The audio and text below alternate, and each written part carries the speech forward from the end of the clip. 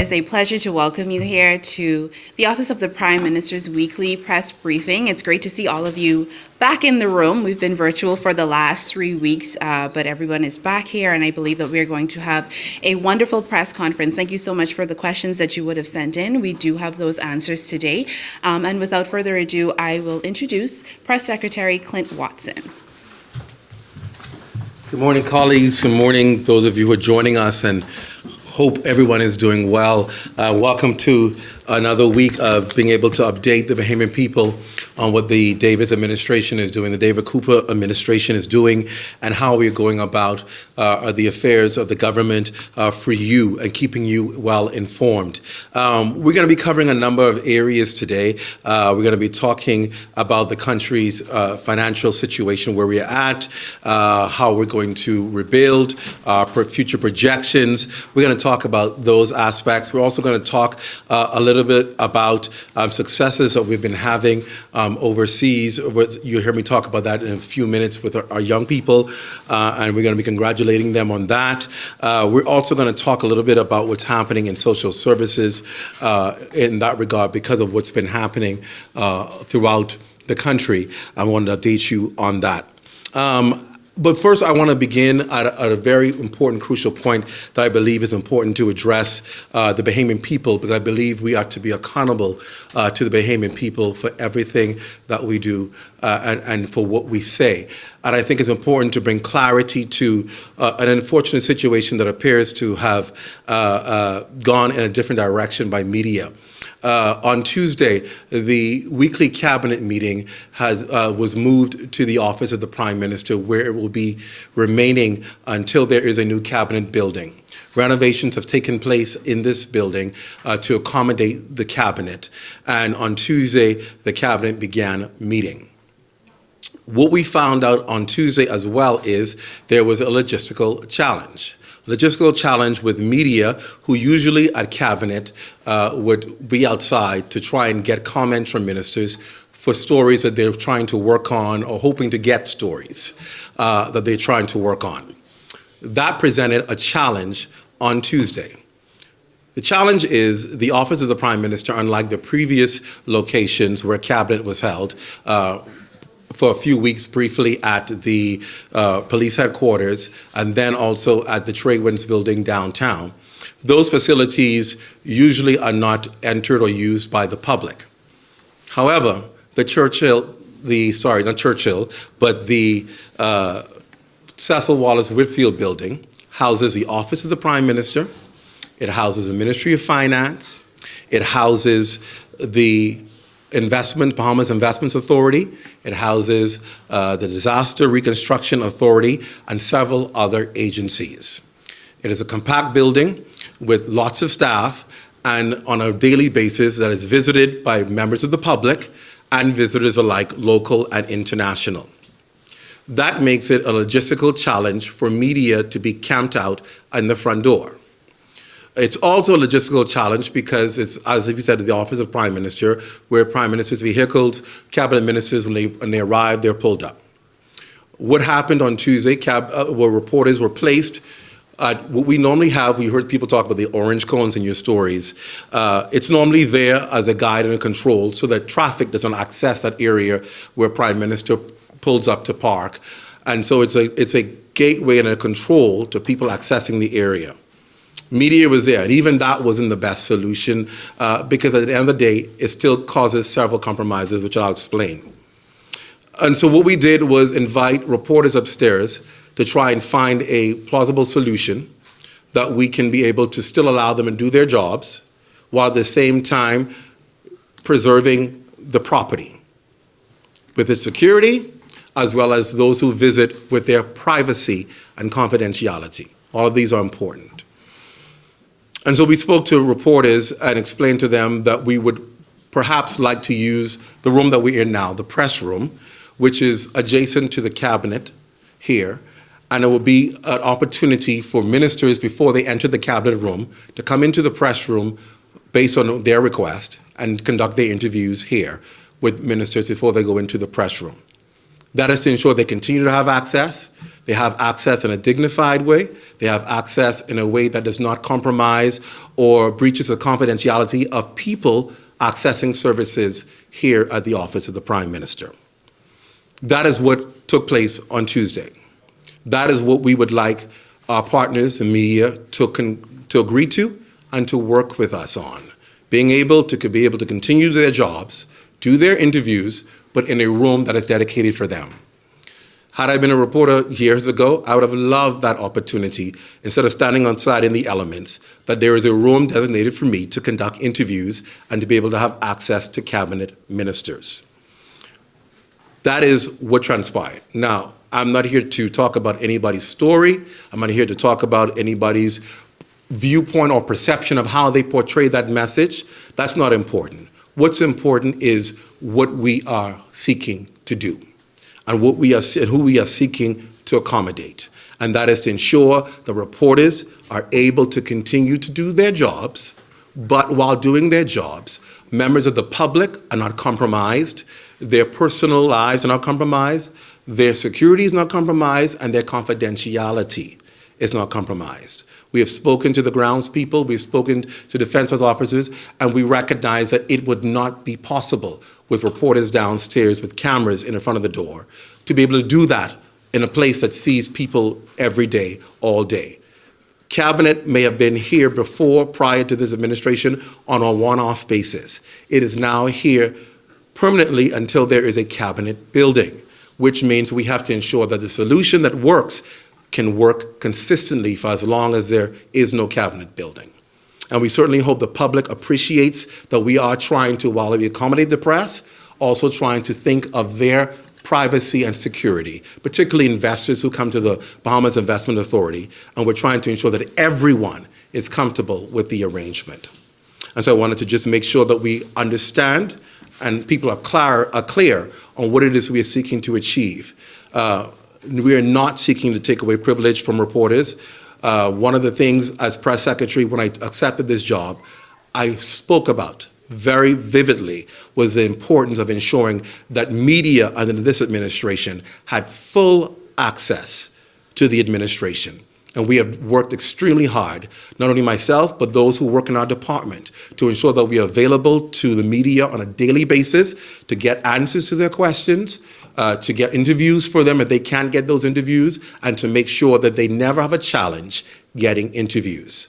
We are pleased that we've not had complaints about that, which means that it's working. And we seek to now take it further to ensure further access. I'm kind of happy that the clips that started circulating about me as a former host of Beyond the Headlines went, because it identifies my passion about ensuring that media have access to government officials. It is not a contradictory.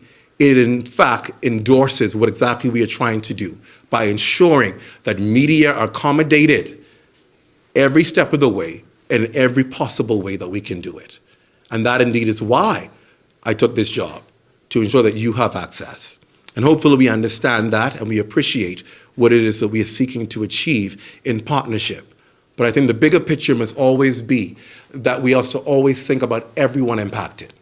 And in this building, that means thinking about those who visit, the customers that come here, the Bahamians that come to visit, the investors that come for meetings, to ensure that their privacy is protected from media and a whole streak of cameras outside on a Tuesday, which will now become a regular and a norm. And so we're seeking to ensure that everyone, at the end of the day, is satisfied with the arrangement. And hopefully we'll have the support of my colleagues in ensuring that this happens. We're going to try and work it. If it doesn't work, we'll tweak it and find a way for it to work. I believe cabinet ministers will cooperate. If that is a concern, will they come to the media room? I believe they will. The cabinet ministers have not run away from media. They have not. If they can provide you with information, they always seek to do so. And our press team stands ready and able to ensure that those persons that are needed for interviews are brought here before they go to the cabinet room. We stand committed to that. And our cabinet ministers stand committed to assisting us in this regard. And so we ask for you, the media, to come on board and work with us as well to ensure that this is a smooth transition And I believe at the end of the day, it'll be a more comfortable one for all of you as well. And I think a more dignified approach to be ensuring that you can get stories that you need on a regular basis. So thank you for your support in that regard. And hopefully we look forward to working with you and ensuring that it works for everyone at the end of the day. Having said that, let's move on to another area we want to discuss this morning, and that is to allow the Minister of Economic Affairs, Mr. Michael Alkidis, to come and talk about, here's the areas he's going to cover today. He's going to talk about how government will rebuild the economy. That's important. I think all of you want to know the strategy for that. Also, debt management, how government will manage the debt, and also our performance up at this point, up to date. He's going to talk about those three particular areas. So without further ado, the Minister of Economic Affairs, the Honorable Michael Alkidis.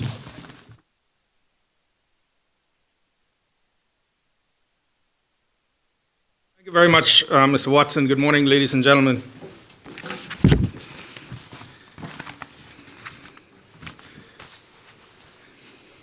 Pleasure to be here.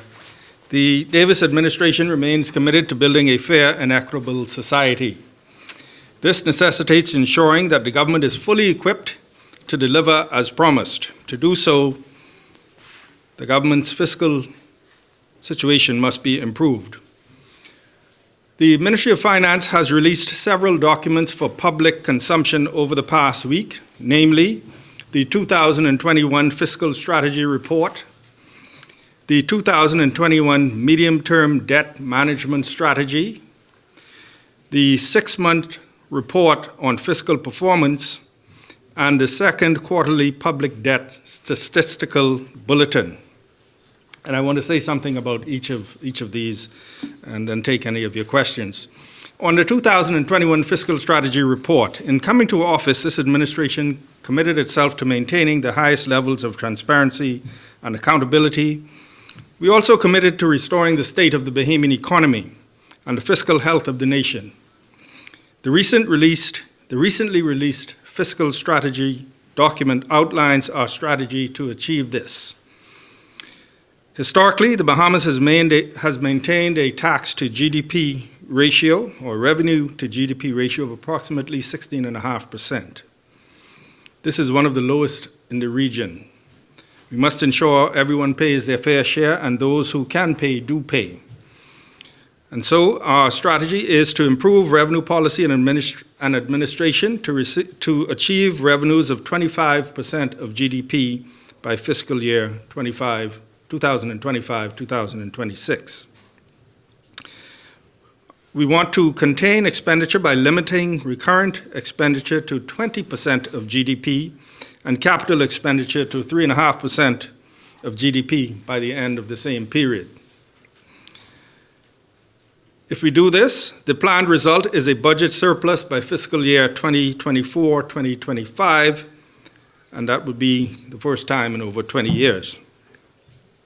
The fiscal strategy document outlines key policy initiatives to improve government revenues and efficiency through a suite of initiatives such as restoring the Revenue Enhancement Unit, which we have done, improving ease of doing business via digitization of government services, continued economic diversification, stimulating and promoting targeted foreign direct investment, and promoting sustainability and proactive debt management. The second report that was released is the 2021 Debt Management Strategy, Medium-Term Debt Management Strategy, and all of these reports can be found on the government's budget website. The medium-term debt management strategy is basically a report detailing how the government intends to manage its debt over the next 3 years. And so in tandem with the release of the 2021 Fiscal Strategy Report, the government released its first ever medium-term debt management strategy report. Debt levels have ballooned from approximately 60% of GDP in June 2019 to over 100% of GDP by June 2021. This management report supports the fiscal strategy report as it outlines government's plan to manage debt levels over the medium term. The detailed analysis in the document outlines current debt levels, when and how future financing will be sourced, and how we will manage future financing risks and costs. Immediately following this press briefing, the Ministry of Finance will release its performance report on the first 6 months of this fiscal year. That's a 6-month report on fiscal performance. I would like to foreshadow this report by saying that our performance to date and our outlook are positive. The report will reveal that preliminary estimates for the first 6 months, revenues have outpaced projections by approximately $162 million. The rebounding of our economy is largely supported by improvements in stopover arrivals and hotel occupancy rates. Revenue collections totaled $1.137 billion, an increase of $465 million over the same period in the year prior. Aggregate expenditure declined by $1.2 million as the government continued to contain expenditure.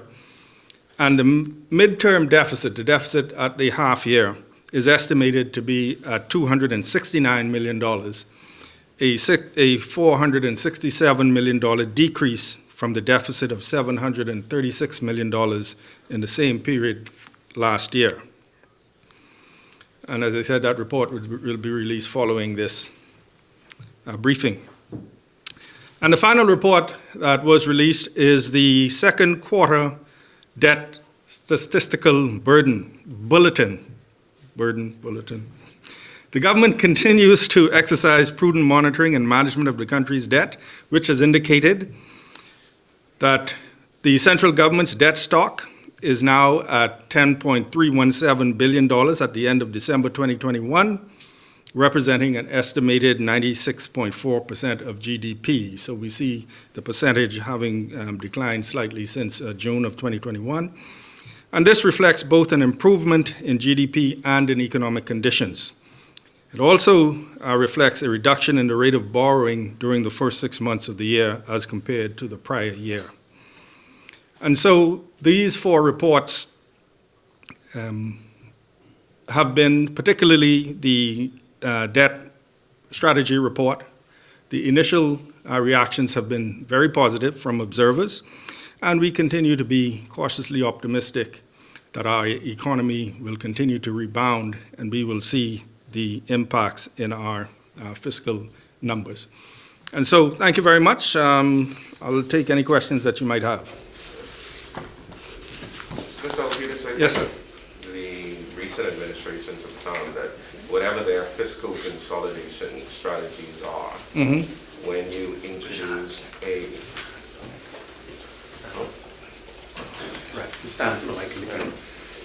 whatever their fiscal consolidation strategies are, you introduce a hurricane, and all of a sudden you can't accomplish the goals anymore. So, particularly in light of the fact that this administration doesn't plan to introduce any new tax measures, would something like a hurricane walking in, God forbid, mean for our ability to meet those goals? Yeah, good question. And that is why I use the words, constantly hear me use the words cautiously optimistic.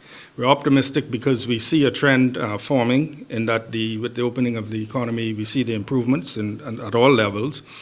But we have to be cautious because we know, particularly with recent experience, you have Dorian and COVID, and so you say you have projections and you have plans, but anything can happen, including another wave, another hurricane, asteroid, and so you have to just be cautious. And what you do is, we see positive indicators coming out of these reports, but that doesn't mean that we're totally out of the woods, or that we can drop, our prudential standards. And so all we do is we continue to manage, and we're seeking to rebuild what they call the headroom, get back down to your debt levels into the, towards 50%, even lower over the medium term, so that in the event that you do have such a happening, you'll be in a better position to react, because having gone through the Dorian and the COVID-19, we went from 60% of debt to GDP 2 years ago to over 100% earlier this year. We have to rebuild that room so that in the event of future occurrences, we will have the wherewithal to react. So I guess the answer to your question is we just have to continue to be cautious. We're not out of the woods yet. We have to continue to be prudent, look at ways to contain expenditure, eliminate waste, look at ways to improve our revenue, to improve our fiscal position so that we can react in the event of an occurrence. Senator Alcides, Yes, ma'am.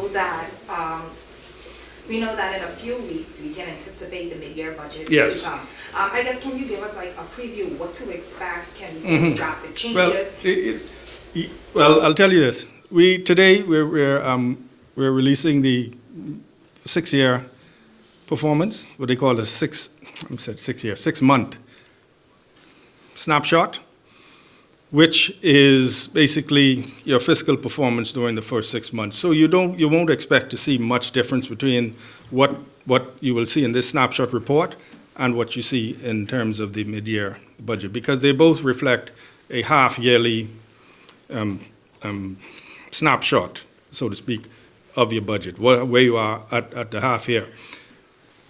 As an extension to that, we have to, and we're in the process of streamlining sort of this reporting. Reporting is excellent, it keeps the public abreast, but we have to make sure, for example, that we're not in a situation where we are producing a fiscal strategy report in November and then we go to Parliament and debate that. We do a 6-month snapshot, which we release in January, early February, late January, early February, and then we do a mid-year budget, which, is almost a duplication of the snapshot. And so we have to figure out a way how we can streamline that so we can provide the public with the reporting, but we don't have a situation where all of your parliamentary time is debating strategy report, debating snapshot, debating. So to answer your question, you will see the situation as at the half year. It will largely reflect what is in the 6-month snapshot, because it basically is where you are at the half year period.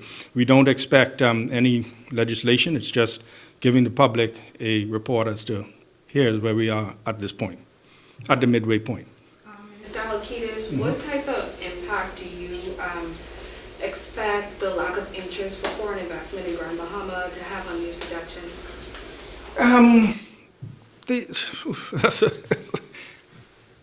I don't know if there's a lack of interest of interest in Grand Bahama. I think, and I heard some of the exchange yesterday in Parliament. I think there obviously can be an increase in interest, and so we as government have to do all we can to make sure that we pique the interest. But it doesn't affect this, our reports. Obviously, should there be an investment that generates investment that generates construction, for example, and employment, then that will trickle into our numbers. But these reports reflect the situation as is. They don't reflect what could have been, so to speak. Minister, you announced in your fiscal strategy report some changes for state-owned enterprises will be implemented later this year, around July. Can you explain? Well, I think what the report says is that we need to look at the operation of our state-owned enterprises, how they can be operated more efficiently, and how they can how we can reduce the amount of money that the central government has to transfer to these state-owned enterprises. This has been a problem, a vexing issue. And so it involves speaking to those agencies and determining how they can realize savings, how they can improve their service delivery, how can they improve those who are income generating, how they can improve the amount of revenue that they generate. And the same with any business or with central government, how can they reduce wastage. So we have this is an ongoing review. I think the previous administration had announced hiring a firm to look at all of the operations. We'll dust off that report. But the idea is central government transfers a large amount of subsidies to state-owned enterprises. Some of them, of course, are very, very important in terms of delivering service. Well, all of them are very important in terms of delivering service to the Bahamian people. And so whenever you talk about reducing their burden, so to speak, on the public push, you also have to take into account the importance of the services that they deliver, things like water and healthcare and electricity, et cetera. So the idea is to just look at how they're operating, what their results are, how we can implement best practices to improve the results, and improve results meaning less money from the central government. No plan to offload any of them in this administration? No. Mr. Alcides, there was a push by the previous administration to eventually move to an accruals-based accounting system.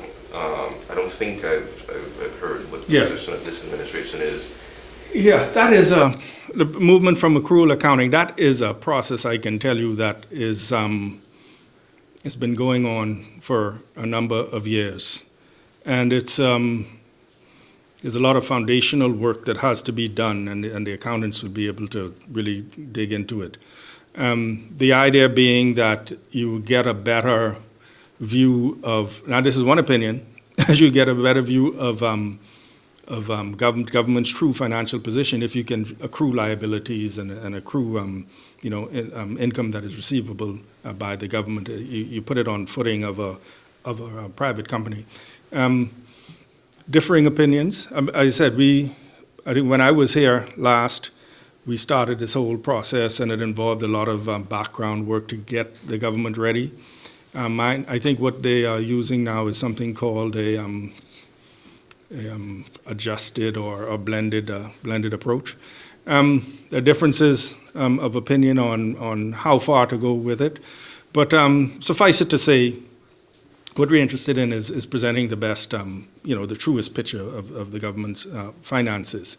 And so we'll continue the process, but it's a multi-year process, mainly because there's a lot of foundational work that has to be done in the way government data is handled within the agencies. So that is something that we'll continue.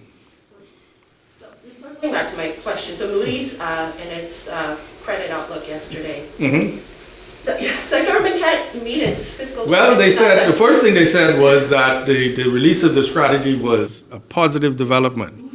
All right. That, knowing that, I'll just ask, so how do you reduce that spending to meet those Okay. targets? On that particular point where I think they said that, our targets are aggressive and they're overly optimistic, their words. But I would point to the fact that I just said in my report, and you'll see when you look at the 6-month performance, we are outperforming our targets. So we think they're optimistic, but there's some things that we're already doing to make sure that we meet those targets. We speak about revenue enhancement and the ability to be able to make sure that we're collecting what we're collecting, the capability of doing audits, using, for example, up-to-date information to ensure that our property tax rolls are complete, et cetera. And so their view is it's optimistic. Our view is, yes, it's optimistic, but we see all reports are the economy is bouncing back in terms of tourism. The economy is open, employment levels are increasing, and we're pursuing efforts to do a better job of collecting revenue. So we believe we'll make it. All right? Does the government anticipate any borrowing in the near future? During the last budget, there was a borrowing plan that was agreed, and so that will continue up until the end of the year. Now, as I said, if we continue to realize the positives in the revenue area, that will decrease. But it's an ongoing thing, and what will happen is when we get to the annual budget, most likely we'll propose another borrowing plan, and we expect that we'll be borrowing less money, and hopefully, and our view is that'll start a trend as the economy improves, our need to borrow becomes less and less. But yeah, we'll continue with the borrowing plan to finance this year's budget. So the real property tax valuations drew so much ire. Yeah, some higher, and I don't say so much, some higher. Some yeah, higher. Yeah. Have you gotten any kind of formal complaints as yet. Let me tell you- Not too much value. Can you tell Okay, us I'll about say that? this, we are satisfied that we are in total compliance with the law, both in terms of the Real Property Tax Act and in terms of the Bahamas Real Estate Brokers Act, okay? We are in total compliance with the law. We have had some public feedback from both the Bahamas Real Estate Association and the Bahamas Chamber of Commerce. We had a meeting with the Bahamas Chamber of Commerce, I think, yesterday, where they were able to put some of their concerns to us, and we were able to answer them. And so we think we have a good understanding going forward. Up to yesterday, we were seeking to arrange a meeting with the Bahamas Real Estate Association, so that might have already been done, and meaning the time arranged, where we will, sit and have an exchange with them. We don't believe we are operating ultra-virus the law, and so we'll sit and speak with them and explain our position. In terms of objections, there is a mechanism for individuals to object. Anytime you have a revaluation of property and the rates go up, people might want to object. We have a process in place for people to come forward and object and complain. I mean, that has always been ongoing, but we have that process in place, and we have people in place to be able to hear it and make a determination. Sometimes, they might be right or we might be right, but I think the ire came from a few places, but we are satisfied that we are on the right side both of the law and of good practice in making sure that, number one, we have everybody that should be on the roll and at a proper valuation, and that will enable us to keep rates low. No, just, so there hasn't been, I guess, a flood of people forming formal complaints. I'm trying to understand. No, when you say flood, I mean, no, I mean, they're not people in the streets and, Have there been formal? There've been, no, as happens every year, someone gets a bill. They say, well, I don't agree with this. You go down, there's a process of objection. You can actually go down, you object. Real property tax will say yay or nay. If you disagree, there's an appeal tribunal that you can go to. And then if you still object, you can take the matter even further. So there's always been this process. There have been, people coming in, but I wouldn't call it a flood. I think my information in speaking to the people at Real Property Tax is there have been some people coming in, but they have been able to see them and, have someone sit with them and hear their complaint. Just to finish off this point, a couple of years ago, Peter Turnquist had said that the transition to accruals-based accounting would be complete by the end of the fiscal year 2022, 2023. Is this the timeline that you gave us? No, I wouldn't say 22, 23, that's next year. Like I said, it's an ongoing process, all right? And, we've had interruptions. We've had severe interruptions in our public service, in the Treasury, people who work on these with COVID. And so I don't see us doing a 2022, 23, just because you basically lost 2 years. But the principle in terms of being able to be in a position to show the true nature of the government's assets and liabilities and obligations, we committed to that. And I'll say, that started, and I wouldn't say it actually started, but the public financial management program started under our administration in 2012, 2017, and elements that have continued. So that is an indication of us, committed to it. So we'll continue. Can you say where the money is coming from for the baseball stadium? From the general government funds. Can you elaborate a bit more? No, there's a consolidated fund. There's not a particular. But what will happen is Ministry of Works has come to the government and said that we need these additional funds to complete the stadium, and so the government has agreed that we'll complete the stadium, so we'll make funds available. There's not one particular source. Like, we'll not say, okay, we'll go and get a loan to do it, or the government will provide it out of its funds. I think Mr. Watson said last week that the $31 million was part of, I think, the $1 billion that was unaccounted for by the previous administration or something like that. Can you give an account? Who said that? I said, I think. Before you give. I think. Well, can you give an account for the remaining $1 billion? There's a report that's being done, and I'm hopeful that we have engaged an independent firm to verify it, and that $1 billion came from them, not from us, meaning, and so we're hopeful, and we'll push that during the mid-year debate, we can actually have that report laid, completed and laid. All right? It includes a number of things. And so, but they're well advanced on that, and we'll make that commitment to have that done, so, because the Prime Minister undertook to lay it in the House. Just because you're the first policymaker to take questions on this publicly, Mhm. why is the stadium a priority at this time for the government, given the situation that we're in? I think there's several points that were made publicly. Firstly, you have X amount, I think it's either $24 or $27 million already invested in it. All right, and so you look at it, do you leave that in the ground and leave it there, or do you seek to complete it and monetize it and make it an income generator? And I think that the idea is that with the interest in baseball and with the success of our young people and getting scholarships, et cetera, that the best option be let's complete it. I understand that there are, already several tournaments, world-renowned tournaments in the pipeline to come upon completion. So the idea is, instead of leaving it with that money in the ground, let's complete it and let's seek to utilize it, both in terms of being able to generate revenue from tournaments and perhaps attracting professional teams to come, and as well to enhance the further development of our young people in baseball. Are we any closer to getting that full accounting for the Dubai trip? I'm sure we're closer. We had the general figures, but we undertook to get it, so don't worry, you'll have it. I don't have it yet. You said you have the general figures though, so what are Yeah, the... but general figures was like what we said. The government had allocated, I think, $1.5 million for it. We just have to see what all was spent. And I'd just like to say on that, I think it was very well spent in terms of the early returns. Minister Yes, ma'am. We know that there have been some concerns with inflation.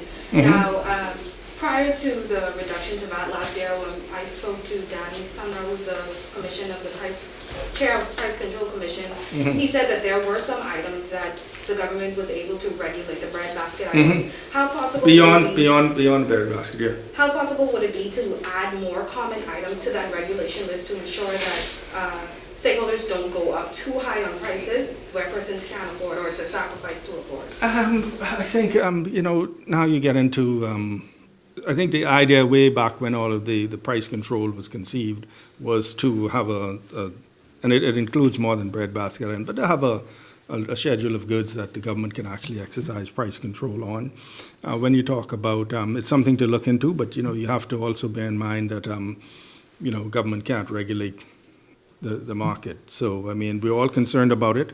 In the U.S., they're concerned about inflation. The highest, I think, December inflation was the highest for 30 years or 40 years, and so people are concerned about it. Hopefully, it's one of those things that just goes in cycles, and so that once you have the supply issues worked out, it can return to normal levels. But the issue of government controlling the whole thing, then you get into more of, how does government control prices and regulate, markets, et cetera. But it's something that we're of course, we're concerned about, and hopefully it sort itself out. All right? Thank you. Super. Thank you very much. Just for sharing with us on these plans and also taking our questions. We appreciate it. We're going to move right along because time is moving at a fast pace. I want to invite the Minister of State for Social Services, Lisa Rami, to come and talk. We've been talking in these press briefings about what's been happening particularly on a social basis in our country, in light of what we've seen, domestic violence cases that have dominated society's media, and just talking about how do we address these issues, what is social services doing with regard to domestic violence and other things that may contribute to it. And so I want to invite her to come now and share a bit on that and take your questions on that. The Minister of State for Social Services, the Honorable Lisa Raming.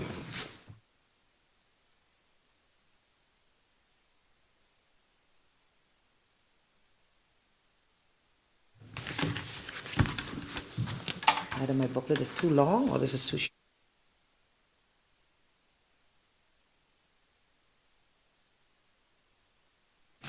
To the press, who I'm always grateful to see. The press are my friends. On behalf of the entire Ministry of Social Services and Urban Development, Minister Wilcombe and I would like to encourage all of you to join us now in a 5 seconds of silence for those who would have lost their lives through violence, baby Bella, Heavenly Tervius. And the reason this is important for us is that this could have been anyone related to us. We just want to reverence their life at this time.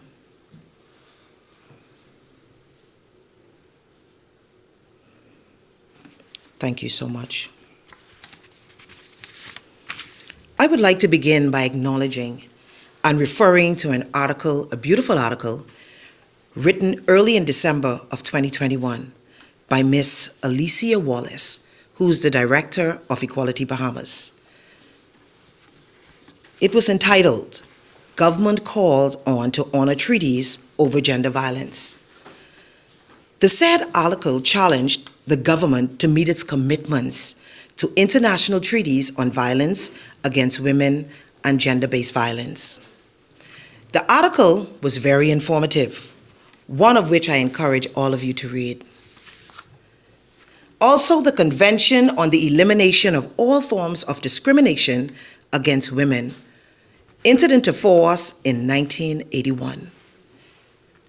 In this convention, it does not explicitly include language on violence against women or domestic violence, but what it does is that it guarantees the protection of human rights. Therefore, it is vitally important that we here in the Bahamas recognize gender equality. And I would turn your attention to the Republic Act, or the Anti-Violence Against Women and the Children Act of 2004, that was done in the Philippines Commission on Women. Why I love this act so much is because it addresses violence against women in various interesting forms, all of which you would see in our soon-to-be Gender-Based Violence Act in the Bahamas. We cannot just say violence against women and their children. I prefer to be very specific by extending this by saying, let's address physical violence. Acts that include, but not limited to, bodily harm or physical harm. We must address sexual violence, acts of sexual nature committed against both men, women, and children, namely rape and sexual harassment. Let's think of psychological violence, acts of detention against one's will, and prostitution, all of which is happening right here in the Bahamas. Let's address economic and financial violence and the battered woman syndrome. What is this? This is making women financially dependent on their spouse. And let's address constant stalking that eventually leads to violence. So with that said, the Universal Declaration of Human Rights clearly outlines 3 major human violations that encompasses all that I just mentioned. 1, specifically, the violation of basic freedoms such as the right to life and security of person, the violation to the right of equality, the violation of the prohibition of torture. My ministry, we would want both the victims of domestic and gender-based violence and the perpetrators of such violence against persons to know that our ministry is taking this very seriously. Resources from the previous administration have been committed to combat this arduous task. Yes, but this administration intends to take this issue far more seriously, as will hopefully be reflected in the upcoming budget year. I would be remiss if I did not mention that I, the Honorable Lisa Ramming, the Minister of State for Social Services and Urban Development, I firmly support Article 3 of the Universal Declaration of Human Rights, which clearly states, everyone has the right to life, liberty, and security of a person. This said article is also supported by the International Covenant on Civil and Political Rights of 1966. In this here new day, we as a people are moving forward. Yes, we are moving upward. Yes, we're moving onward, but we must do more to move together. And I would say urban renewal has shown this. On last week, when we initiated our training program, both for volunteers, urban renewal staff, and members of NGOs, we have joined hands and joined forces so these persons can be properly trained to identify those who are suffering from some sort of violence as they go door to door. And I must say, and I'm elated to say, they have already started their door-to-door interaction and contact. And yesterday was something to be reckoned with. They have met so many people who are hurting, people who are literally waiting for someone to come and find them. And so we have uncovered numerous persons yesterday who are seeking help because of violence and other forms of help. And so we've joined forces with the Crisis Center, their counselors. We have trained counselors. And so we're going to try to assist these persons to bring them back into some form of normalcy. And I say, if we learn to move together, we shall be employing those general human ends which we must always regard as the highest. One people united in love and in service. Thank you. Minister Arnold, you noted that the Gender-Based Violence Act, I guess, should be coming on stream time. Can you give us like a timeline? We cannot give a timeline at this time, but I must say this. In July 2012, at that time, the government of the Bahamas had participated in the United Nations Entity for Gender Equality and Empowerment of Women. They committed at the time that they were going to bring together this gender-based violence bill from 2012. At that time, the Christie administration, it was in 2013, a national task force was launched. This task force was so powerful. I take no credit, and those who are in the ministry right now take no credit for this bill that has been formulated in somewhat form. But it was done under the Christie's administration, under a national task force. And even though the bill is coming on, you would find out in this bill, it will speak of a task force that would also be ongoing, who would be addressing the domestic violence issue. And I give all credit to Justice Ruby Nottage, retired, the deputy chairpersons, Dr. Sandra Dane Patterson, the consultants, Ella Roll Bain, Lisa Benjamin from the University of the Bahamas, Ian Bennett Bethel, Anik Brennan, Christine Campbell, Kyle Che, Violet Duncombe, Marcel Johnson, Jewel Major, who's now still in the AG's office, and I spoke with her last week, and they're trying to finalize it. Alicia Sands, Charmaine Sinclair, Sandra Smith, Melvin Simonet, so many. Dr. Jacinta Higgs, how can I forget? She was also a part of this and instrumental in bringing this together. And so there are many moving parts, and they want to make sure it's right. And please, it's not because of us not being ready and being delinquent in passing these bills or having them right.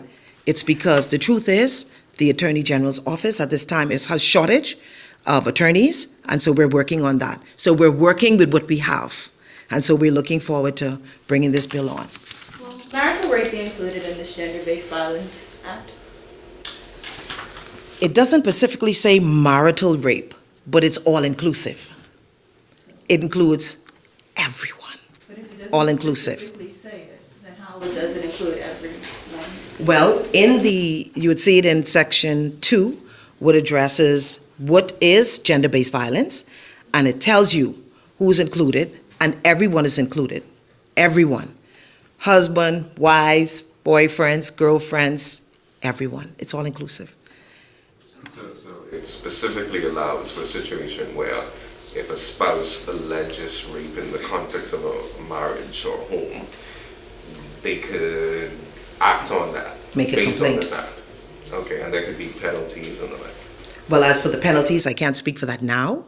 I would wish for you to wait until the bill is completed. But I can tell you it addresses everyone.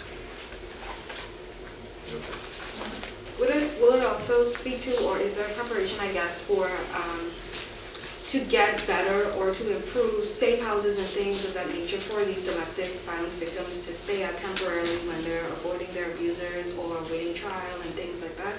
Okay, yes, good question.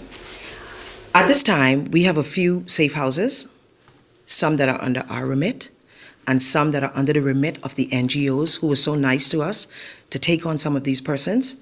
And we talk about those who still have ongoing cases. Somewhat frightening, but we're doing all we can to ensure that those people are protected. And that is why I spoke about the new budget year. You would see the reflection of that because we need more safe houses. We have so many people calling and coming forward. And so we have to find places for them to be. It's not safe for them to be in our regular places that we have for persons who are homeless. That's not safe because we have a lot of people coming in and out. So we have specific hidden places for those individuals. But we want them to know that we have somewhere for them to stay. We're going to protect them as much as we can. And we're going to do all we can to bring them back to some normalcy. But what is important is that it's important that we make this everybody's business. And I would go on record to say, as a former child who suffered abuse, torture, I had persons who joined hands, and I can just list them off. Some who were not family members, some who were neighbors, some who were persons who cared, and they pulled me up. And that is why I'm here today. And that is why I take this very seriously. I know what it is when you knock in for help and nobody's listening. I know but that. I know but being silent because you're scared. But I got help, and I will do all that I can to find help for those who suffer abuse. Are there plans to also go to the Family Island, all of the Family Islands? All the Family Islands. And we're soon to do something in Freeport, a training. And of course, we would invite, because Freeport, Abaco, and Bimini's, we consider that one, the northern. So we bring them together, and then we'll be going to the Family Islands. Because certainly, it really happens on the Family Islands in secret. So we have to reach out to them. Thank you, Minister. Thank you so much. Mr. Ramming for giving us that information and update. And also, I don't know if you gave a number for people who are in need and help. Did we give a number? Can you come and give that? If you do need help and you want to know who to reach out to, let's give that so people can know that. Okay. So our hotline at Urban Renewal is 502-4460, or 502-4450. And under social services, we have a domestic violence unit. But you know, we join in forces, we need all the help we could get. So their hotline is 604-4200. Thank you, too. I'm just begging your indulgence for 5 more minutes so we have 2 other important things we want to get done today. And that is, I think on a positive note, to really highlight the achievements of our young people and professionals in the industry who are doing a good job, and I invite them to come and stand with me. You may have already heard about the success of Goombay Kids. Come on up and stand right here with us. Come on up, please. These wonderful kids, some of them who are here. Come on up, kids. We want to bring you in and highlight them. While they're coming in, let me just tell you, Goombay Kids is a fun, educational kids show made for kids by kids in the Bahamas. They cover cooking, the arts, gardening, how to be in touch with one's emotions, the importance of family and Bahamian culture. You may wonder, why are we highlighting this? Come on in, of you part. Come on, get on stage. We want to showcase you. Why are we highlighting this? Well, if you didn't know, they've done something wonderful for the Bahamas internationally. They recently won the Cannes World Film Festival. I'll pause right there so you can applaud them. They won the award at the Cannes Film Festival for Best TV Series. And of course, we had their producer, Stephanie Neon. She won the Best Producer. Where's Stephanie? She won the Best Producer award as well. Let's give her a round of applause as well. And of course, we want to encourage them and just say thank you to them publicly on behalf of the government of the Bahamas for their excellent work and for the great achievement in putting the Bahamas on the map. We could not be more prouder of all of you, especially the young kids who are represented there. They're going to say a little more about it. I'm going to invite them to come and just say something about this achievement. I'm going to invite the executive producer who won the award, the creator and executive producer, Stephanie Neon, to come and just say a few words, and then the co-writer of Kids and founder, that's her as well. Vice President of Rev Cable Bahamas, David Burrows, is here. I'm going to allow him to say a few words, and then I'm also going to allow, tell me your position with the organization. Producer. The producer. Y'all know her. I can actually take off her mask so y'all can see her. You ought to have seen her in a different capacity in government, but I want to invite them to come and give a few words, Ms. Poitier and all of them, to come and talk about this achievement. Thank you. Hello, everyone. It is a great honor to be invited here today. We are so proud of everybody involved, that they get rewarded like this internationally, and it's extremely validating for a crew and a cast that's just tried so hard. And we're so proud that it is a fully Bahamian production, fully funded Bahamian. Cast was 86 people. 86 cast, 46 crew. And we really all came together and just tried to showcase our talent in the best light and showcase our islands. The show educates through entertainment. It's extremely a fun, inspiring project. And, we just really are happy that it's created opportunities, and everybody involved now has these awards to show for themselves that can hopefully help them and create more opportunities for everyone. We did win 6 awards total now. Cannes Film Festival was one of the most famous of all. 8 nominations. So we're incredibly proud, and we're very passionate in general about enhancing our industry. We couldn't do it without our partners and sponsors, Rev Cable Bahamas giving us this platform, as well as BAM Bahamas providing the acting coaching, CMM Talent Agency providing a good handful of the talent that's developed and trained, as well as LFD Productions and Movi Group, who were our full technical crew and provided directors for photography and editors. So we are just, bursting with national pride, basically. And we really hope that the show can, continue to thrive and do well. And this is a great time for any potential companies to get involved and to help us make this dream continue to get bigger and better. It really does take a village, and I'm so proud of these kids. Raven White, Kiara Jones, and Javian Rankin are the three main stars. Javian is not with us today because he's in Eleuthera. We try to include all the islands as much as possible. And so, yeah, he's in Savannah Sound, and so we say, hi, Javian, we miss you. But I will let our executive producer or Rev Cable Bahamas speak right now, but Okay. thank you All for right. having Thank us you. again. Thank you very much, Stephanie. Excuse me. On behalf of RTV Originals, Rev Media, and Cable Bahamas, I'd like to thank you for this recognition of the work of Goombay Kids. Rev Media began this journey in 2019 to invest in local TV productions developed by and for Bahamians. We have already invested over $1 million and more than 15 original Bahamian TV series to make this dream come true. Goombay Kids was the very first program that we worked on from the ground up, from the original pitch to 3 full seasons, and now beginning our 4th. We are incredibly proud of Stephanie Neon and her team for taking this series to such heights. The evidence of how incredibly talented Bahamians are is all around us, from Sydney to Esther Roll to Leah Eneas, our very own Mama Dilo, and Best Actress winner for her role in Goombay Kids. Congratulations on all of your awards, Goombay Kids, and thank you for bringing this idea to RTV Originals. In closing, I would like to say, one moment. I was going to say something in closing.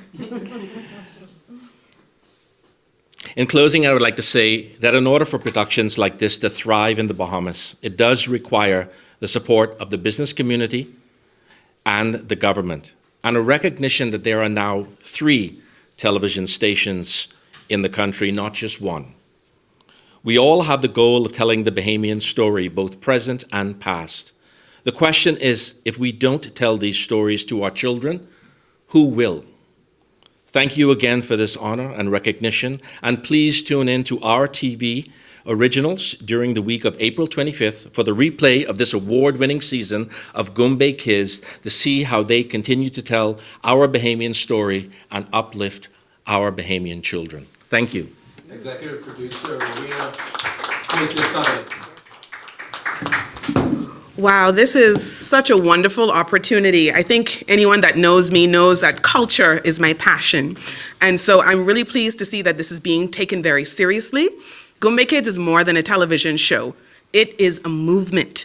As Stephanie mentioned, this is a 100% Bahamian production. No one flew in to shoot this, from the caterers to the makeup person to the actors to the production team, 100% Bahamian. It is a training ground in real time for Bahamian professionals in television and in the development of the orange economy.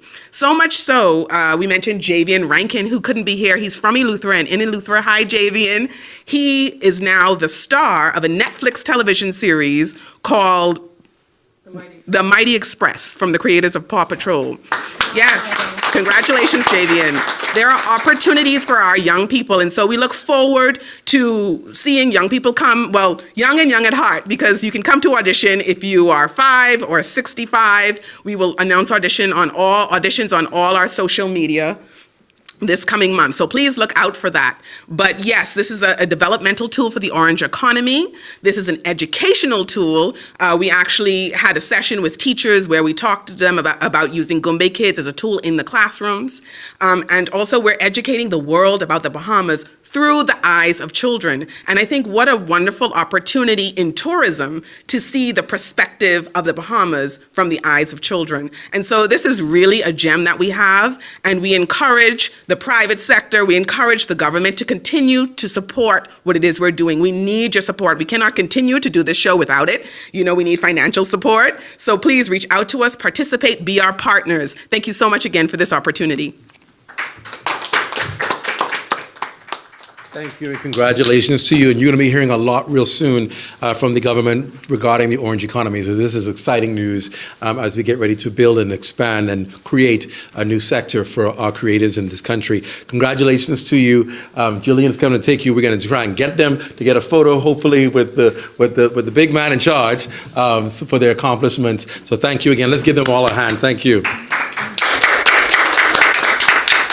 And finally, in our press conference today, obviously the segment that most of you are toiled through the entire hour for. Do you want to still expand and ask questions? Yes. Okay, go ahead. I can take your question, Jasper. Go ahead. My first question is, will the Davis administration criminalize marital rape? Can we allow the kids, please, to leave? That's an answer I can't give you. We need to have the Attorney General address that issue. That's something I can't make a decision on. We've not heard anything to what that regard is yet. And so we're going to ask the Attorney General to address that for you and see whether there's something on the drawing board for that. How much was spent on the opening of Parliament? We don't have the figures yet. They're working on that, as you heard, for the midterm budget. We're expected, I'm told, to have that next week. So we should have that answer for you next week. And can you say how many members of the cabinet are unvaccinated? We don't know. As you know, in the Bahamas, we've not made vaccination mandatory. It's also people's personal rights, and so we've not asked people to disclose publicly on their vaccination choice. Those are my questions. Thank you. Anybody else that need to get something in? Okay, thank you all. I want to get to our businesses that we're highlighting today because this is an exciting business. And I love where this first business takes place. It's on Arawak, not the traditional place that you would go if you're looking for sushi, but it's called Lioness Sushi. And I'm going to invite Evita Carey to come and tell us real quick about her business. And then Evita come, and then we also have Loud and Sweet. Some sweet delights for you. And Vernell McIntosh will follow her to talk about that. Come, Evita, and then Vernell.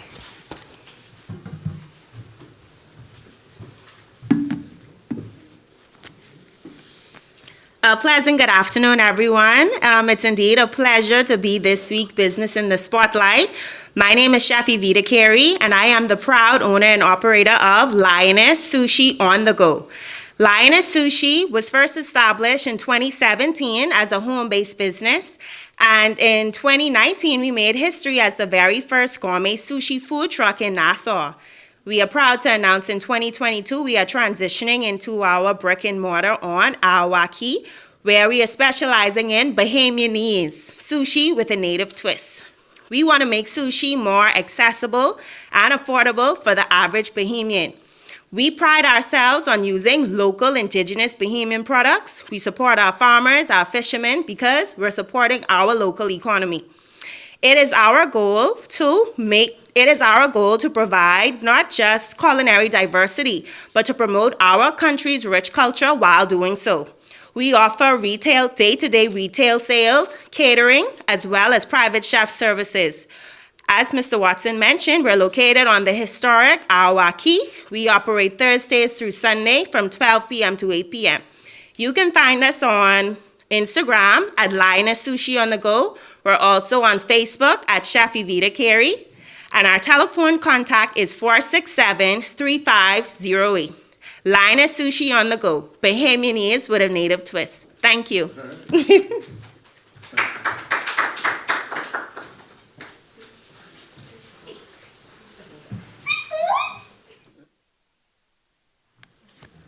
Is it afternoon yet? Yes, it is. A pleasant good afternoon, everyone. My name is Vernell McIntosh. I am the co-founder of Loud and Sweet Treats. We are a home-based licensed business that provides treats of all assortments. So not just cookies, we provide cookies, brownies, rolls, cheesecakes, cakes as well. Our motto is to provide quality treats at affordable prices. We want to ensure that you enjoy the treats that we provide without breaking the bank.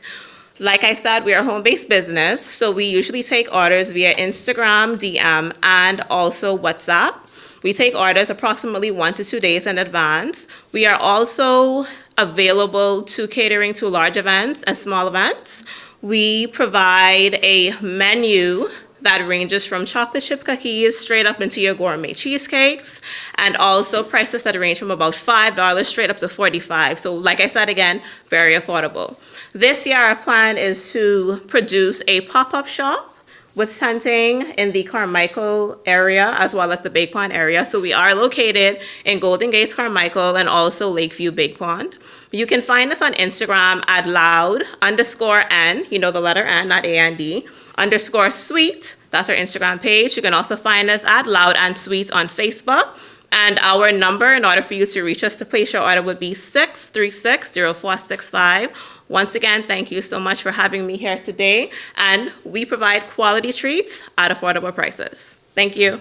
Thank you. So colleagues, you get to enjoy some sweets and some sushi today, and we hope that you have an enjoyable treat today. Thank you for your time. Those of you joining us, thank you for tuning in, and let's continue to build a better Bahamas. Good afternoon, everyone.